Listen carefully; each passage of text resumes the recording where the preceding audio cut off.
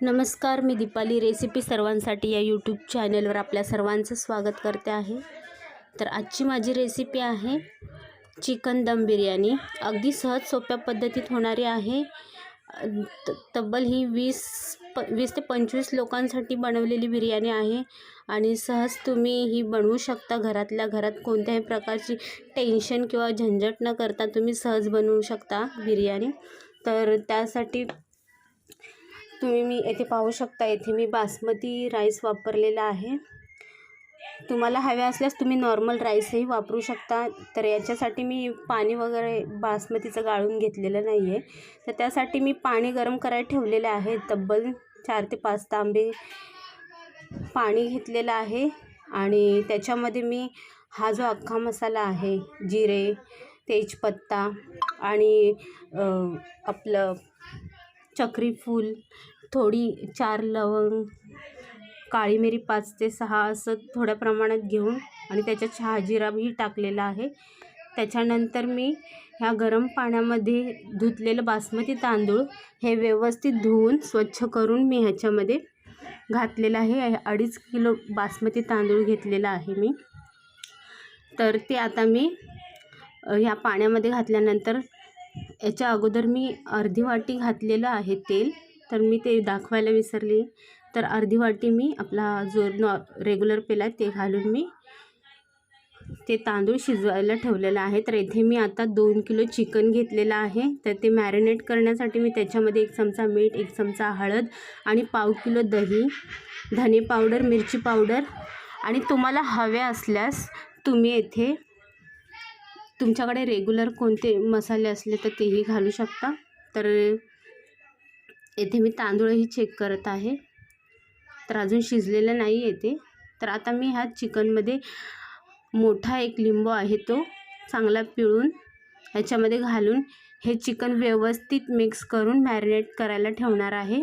जोपर्यंत आपला भात शिजतोय तोपर्यंत आणि पूर्ण ग्रेव्ही रेडी होईपर्यंत हे मॅरिनेट होणार आहे। जवळजवळ पाऊण तास किंवा 1 तास हे मॅरिनेट होणार आहे। ह्याच्यामध्ये अख्ख्या मी 4 मिरच्याही घातलेल्या आहे। आता हे झाकून ठेवलेलं आहे।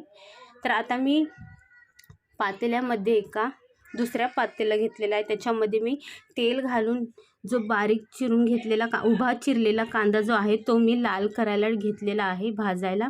आणि येथे मी हिरवा मसाला घेतलेला आहे, कोथिंबीर, पुदिना, हिरवी मिरची, लसूण, आले आणि हिरवी मिरची असं हे सर्व मी आता मिक्सरमध्ये घालून वाटून घेणार आहे।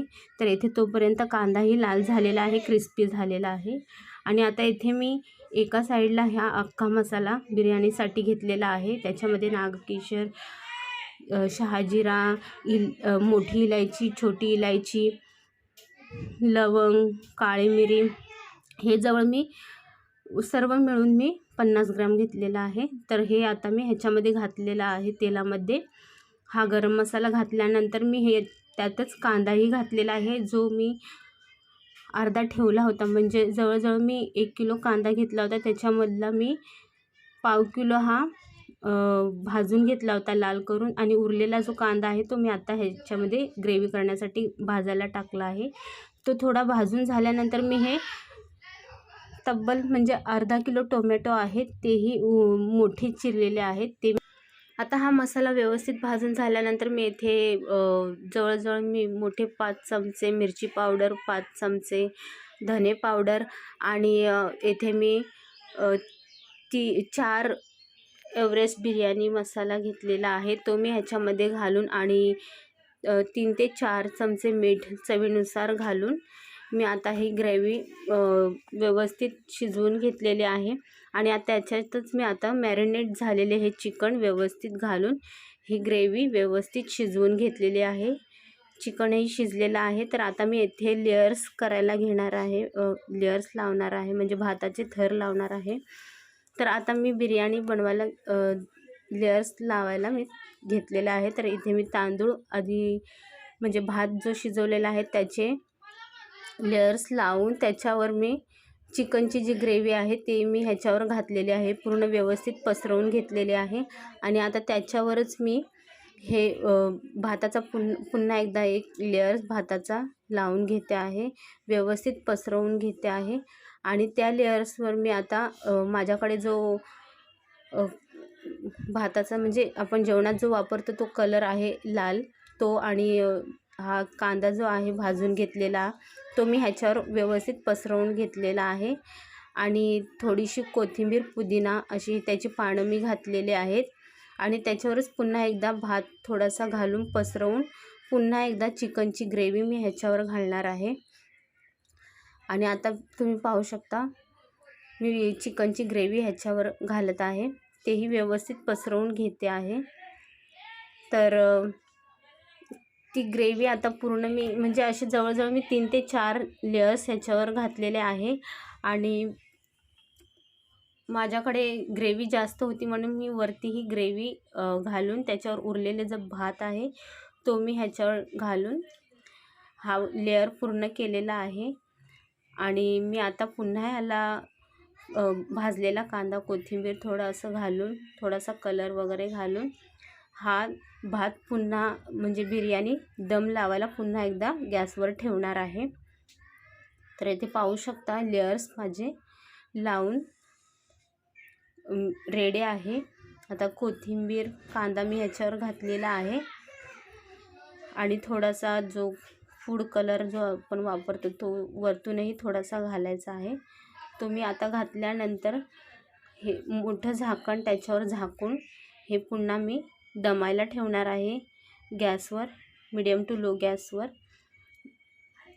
म्हणजे हा जवळजवळ 4 ते 4.5 किलो म्हणजे हा भात रेडी आहे, दम लावून तयार झालेला आहे.